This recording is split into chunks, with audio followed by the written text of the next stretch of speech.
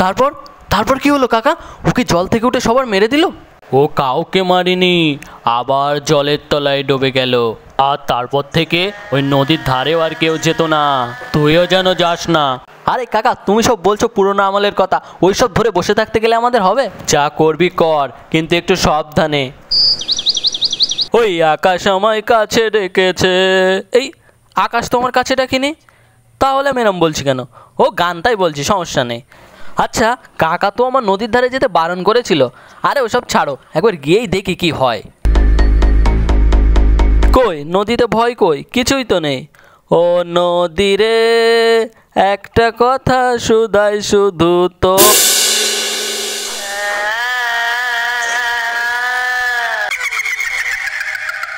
কে কে কে তুমি? আমি এখানে এসেছি যারা অন্যায় দেখেও মুখ বুজে থাকে তাদের প্রতিশোধ নিতে। আমি কিছু করিনি, আমি কিছু করিনি, বাঁচাও। কাকা কাকা, আমি যে নদীর ধারে গিয়েছিলাম, ওখানে ওখানে আমি একটা ভূত মতো দেখেছি। সে বলছে অন্যায় দেখে যারা চুপ করে থাকে তাদের প্রতিশোধ নেবে।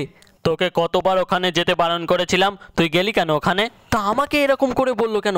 আমি তো কিছু করিনি। চল তোকে বলি আসল ঘটনাটা। ও এসেছিল প্রতিশোধ নিতে। কিসের প্রতিশোধ? আমি তো কিছু করিনি। ওই জমিদারই তো তার স্ত্রীকে মেরেছে। তবে তবে আমার কেন প্রতিশোধ নেবে? ওই জমিদারের কাছে তোর দাদু কাজ করতো। জমিদার যখন তার স্ত্রীকে মেরে ফেলছিল, তো দাদু দেখে ফেলে, কিন্তু কোনো প্রতিবাদ করেনি। হয়তো তারই প্রতিশোধে সে তোর কাছে এসেছিল।